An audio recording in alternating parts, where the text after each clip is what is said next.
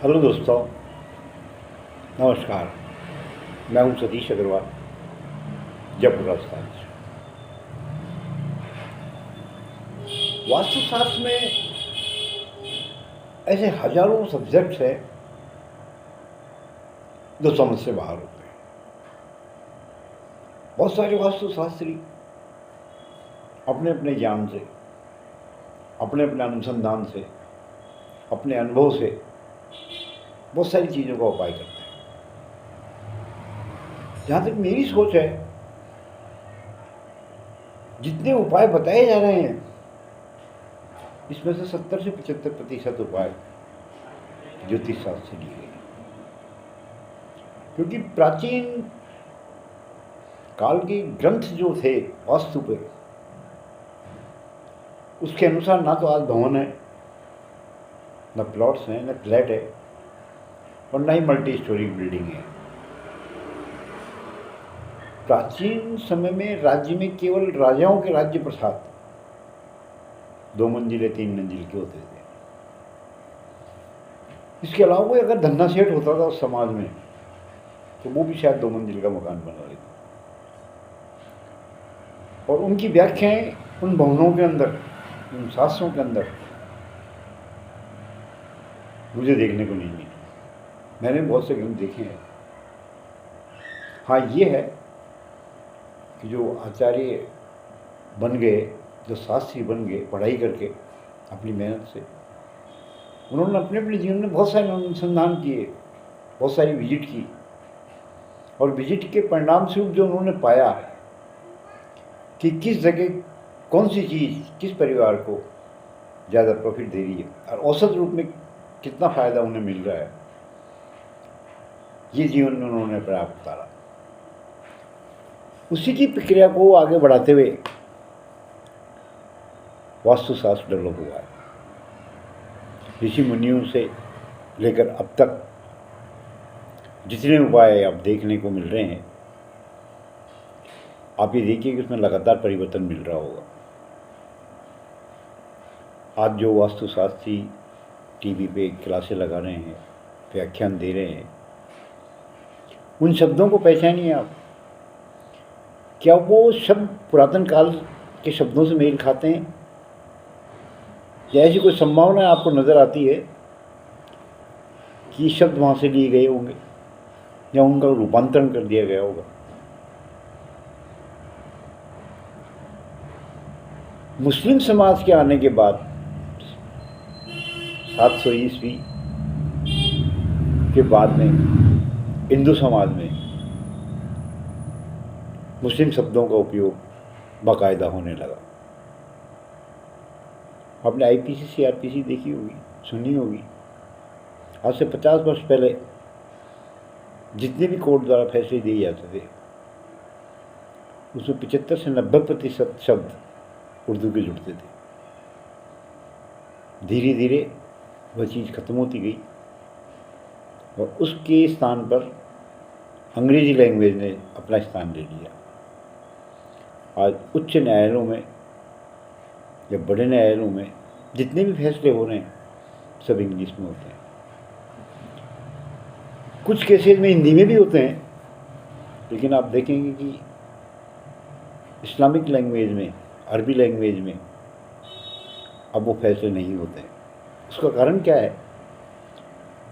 लगातार समाज में परिवर्तन हो रहे हैं, और परिवर्तन एक निरंतर चलने वाली प्रक्रिया है, और इससे ही समाज डेवलप होता है। अगर समाज में परिवर्तन नहीं होगा तो अच्छाइयों का आना रुक जाएगा, और जो समाज में बुराइयां आ चुकी है वो स्थिर हो जाएंगी। मुस्लिम समाज का हलाला, बहुत से मुस्लिम देशों में हलाला सिस्टम नहीं है। भारत में भी मोदी जी ने इसे बंद कर दिया गया। ये एक परिवर्तन है। अब लोगों इसको यूं कहें कि हमारी धार्मिकता पे चोट है, तो उनके व्यक्तिगत विचार हो सकते हैं। इसी तरह वास्तुशास्त्र में जितनी भी चुनौतियों को मान करके उनके उपाय किए जा रहे हैं, वो सब एक परिवर्तन है। और जब तक परिवर्तन की परिभाषा चलती रहेगी, समाज आगे बढ़ता रहेगा। आपने देखा होगा 50 साल पहले मकानों में कोई कोना नहीं दिया जाता था। अब वर्तमान में बनने वाले मकानों में सब में कॉर्नर दिए जाते हैं।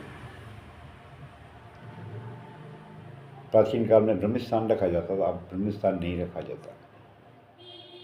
प्राचीन समय में लेट्रिन बाथरूम कमरे में अटैच नहीं होते थे, अब अटैच होने लग गए, मस्ट है।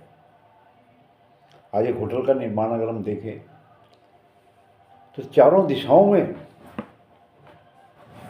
कमरे होते हैं और हर कमरे में लेट्रिन बाथरूम होता है।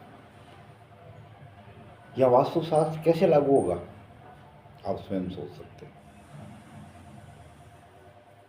रेजिडेंशियल वास्तु और कॉमर्शियल वास्तु रात दिन का अंतर है। समझना और अपने अनुभव से उसको कार्य रूप देना, ये एक महत्वपूर्ण सिस्टम है जो अनुभव से आदमी को आता है। जितना समाज में विजिट करेंगे, जितनी नई नई चीज़ों से उनका वास्ता पड़ेगा। ज्योतिष के अनुसार बहुत सारे ऐसे रेमेडीज हैं जो हर जगह फिट हो जाते हैं, और वास्तुशास्त्री भी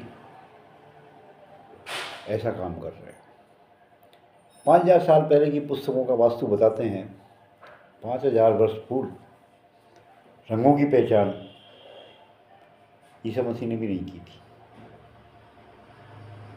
दुनिया का प्राचीनतम ज्ञात इतिहास ईसा से 500 वर्ष पहले तक का है।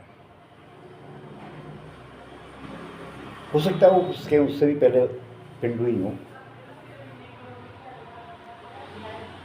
तो कलर का कोई ज्ञान ही नहीं था, आज वास्तुशास्त्री किस बेस पे ही बता देते हैं कि फला जगह फला कलर होना चाहिए। ये उनका अनुभव है, उनका अनुसंधान है। या जिन घरों में उन्होंने जो रंग करवाया उसके परिणाम उन्होंने देखे और ये निष्कर्ष निकाला कि इस जगह भी ये कलर अगर हो तो अच्छे परिणाम निकल सकते हैं। यही परिवर्तन आगे चल करके वास्तु का एक ठोस रूप लेने लगा। दक्षिण पश्चिम दिशा को हम एक ठोस जगह के रूप में मानते हैं कि मकान का दक्षिण पश्चिम हिस्सा ठोस होना चाहिए। घर के मुखिया को उसका रेस्ट रूम या बेडरूम वहाँ होना चाहिए, मानते हैं हम।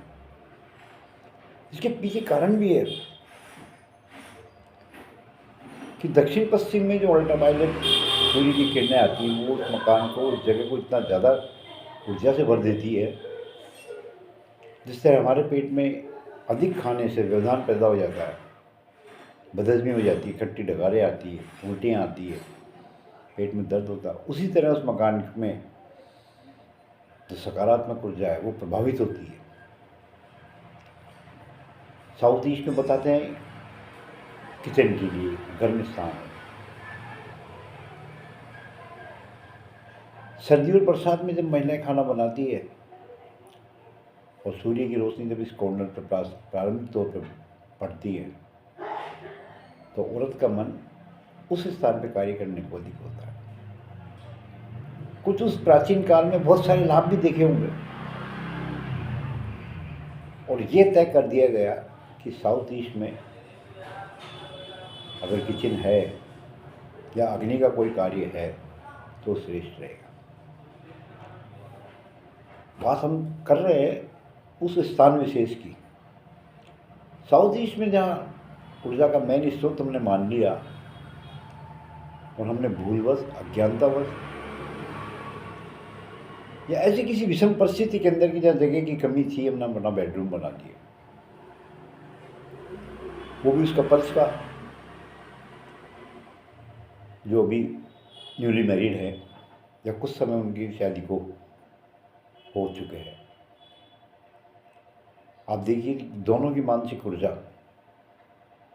अपनी जवानी के स्तर पर ऊर्जा का श्रेष्ठ ग्रहण शक्ति का केंद्र दोनों व्यक्तियों के, दोनों मानवों के दिमाग को एकदम तरोताजा कर देगा